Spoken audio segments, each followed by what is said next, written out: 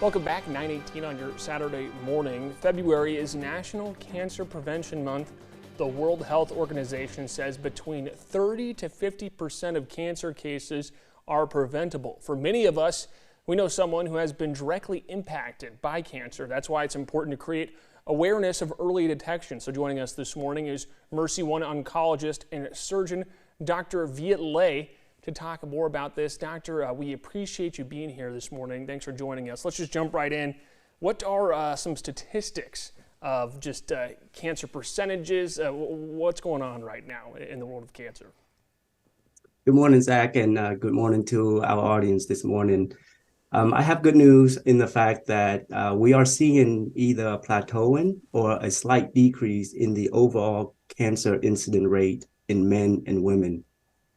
As for cancer death rates, national data indicates a decrease of an average of 1.8% per year for men and 1.4% per year for women. Lung cancer is the leading decrease in rate of new cases and death. And this is a reflection in the drop of smoking rates, as well as greater access to screening and care. You kind of touched on it right there, drop in smoking rates, but increase in care. Are the dropping numbers you can also attribute to people becoming more aware? Obviously, with February being Cancer Prevention Month, I mean, going in, getting regular checkups, is that something that you can attribute to these numbers dropping as well? Of course, of course. I think anytime you have greater awareness, it will always lead to good outcomes. You went over just some of those numbers there for you too.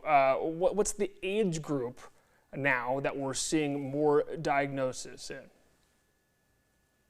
Yes, so for both national and in Iowa, we are seeing a slight increase in the overall cancer incident rates for young adults. And this is the age group between the age of 15 to 39. The increase has been shown on an average of 0.9% per year between 2014 and 2018. The most common cancer in this age group has been female breast cancer, and particularly the highest among African Americans. Additionally, in this age group, colorectal cancer has more than doubled from an average of 1.9% per year from 2001 to 2011 to an average of 5% each year from 2011 to 2018. So as you can see, there is an alarming increase in the colorectal cancer among this age group. No kidding. And I think a lot of people attribute getting exams or checked out maybe later in life, not impacting people early on cancer-wise. Let's talk about the prevention exams. What specifically is a cancer prevention exam?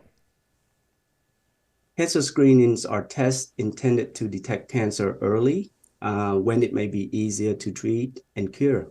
Screening helps to find out whether a person has precancerous growth or cancer before any symptoms appear.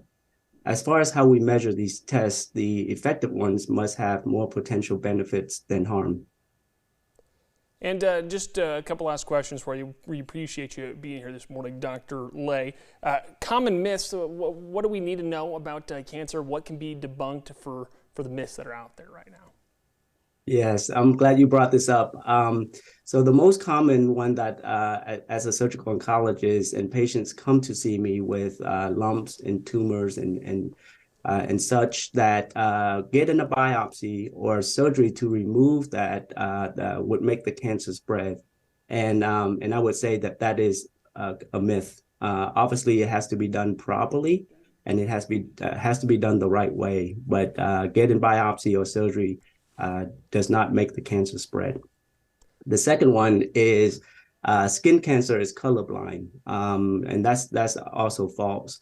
As we know, skin cancer tend to affect individuals who are lighter skin or has fairer skin complexions. So those are things to keep in mind. The third one is chemotherapy always has bad side effects. And I would say that that's no longer true in the fact that we should think of chemotherapy sometimes has bad side effects because there are improvement in the treatments and strategies that we have in terms of minimizing those side effects for patients. And then the last one is cancer will always come back.